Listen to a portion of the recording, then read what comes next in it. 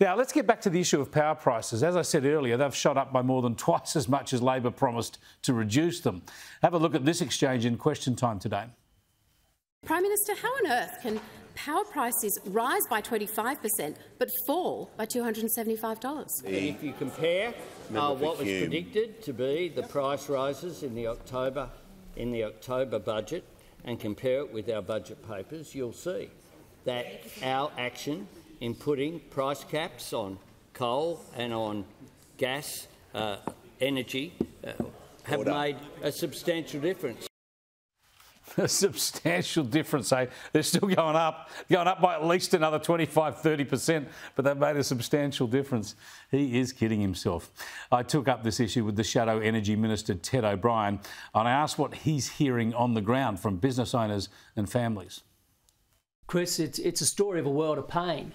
Only yesterday, I was in the Yarra Valley together with Peter Dutton and, of course, our wonderful member for Casey, Aaron Viola, and meeting a food processing business there.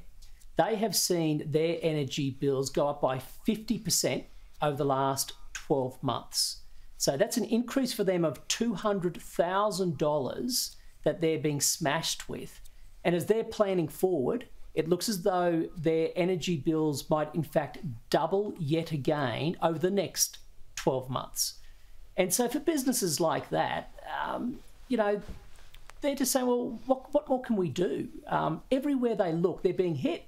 This is the problem, Ted. It is only going to get worse. We know prices are going up by 20 to 30% again in July. This is going to impact families, of course, family budgets, household budgets, but lots of small and medium-sized industries that rely on electricity.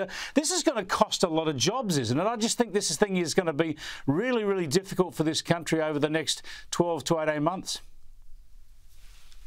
Chris, it is only going to get worse, and you've got the exact same people who right now are sitting around kitchen tables as families saying, well, how can we pay all the bills? Can we go on that holiday? Are we okay with the education fees?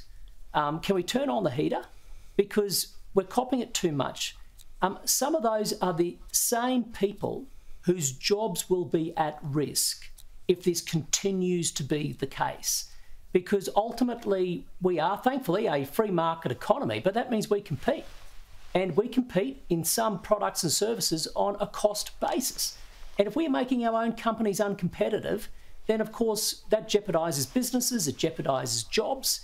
And here's the thing, if the government's doing this on the basis of reducing emissions, well, once our businesses go out of business, of course, all they're doing is they are outsourcing our emissions offshore, and those emissions will only multiply further. The whole thing is absolute idiocy.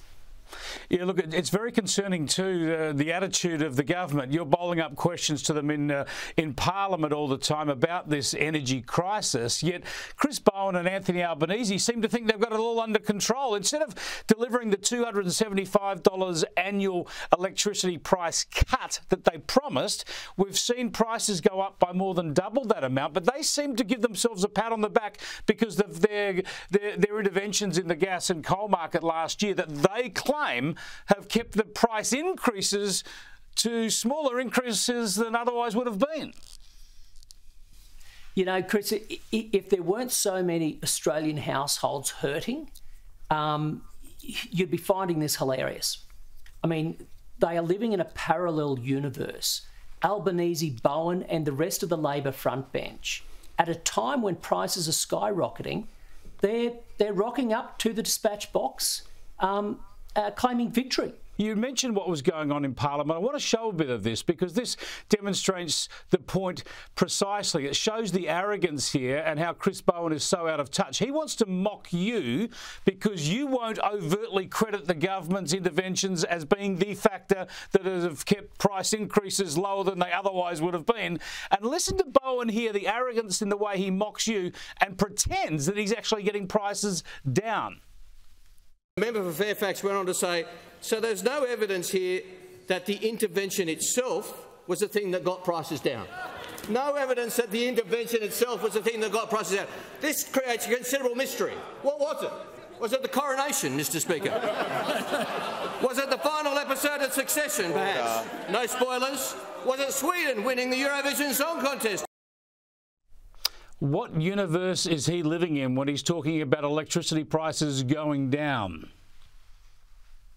Well, you know, if you listen to even those comments, you know, the backbench behind him, they love the theatre. Reality is we're meant to be here to support people, the Australian people, and they're struggling big time.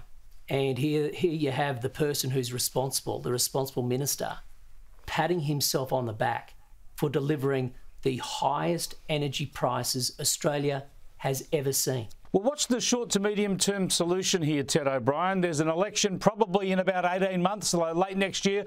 We could have a federal election. If you were to come into government, what would you do? What would you be able to do that could stabilise the grid and start putting prices down quickly? Because we know that nuclear is a great medium to long term solution, but that'll take a while. What needs to happen quickly? If it were today, suddenly the coalition were in charge. Number one, we would be doing everything to ensure we increase the supply of gas in the marketplace. We need more supply.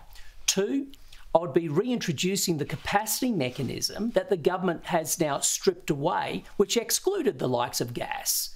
And three, I would be ensuring that we do everything we can so that the likes of Arrowing doesn't close in 2025. So already this year we've lost Liddell, Kurri Kurri's been postponed, and now we have Callide C being postponed further from coming back online. And what's the government's response? Tell a few jokes in Parliament. That's really going to solve the problem. So I think there are some really clear actions they could take immediately. We don't have to wait for another election to just do the right thing, take the action, put the people first. We need prices down, reliability in the grid, and we need to shore up security of energy. Yeah, got to protect every bit of dispatchable generation we've got at the moment as the first priority.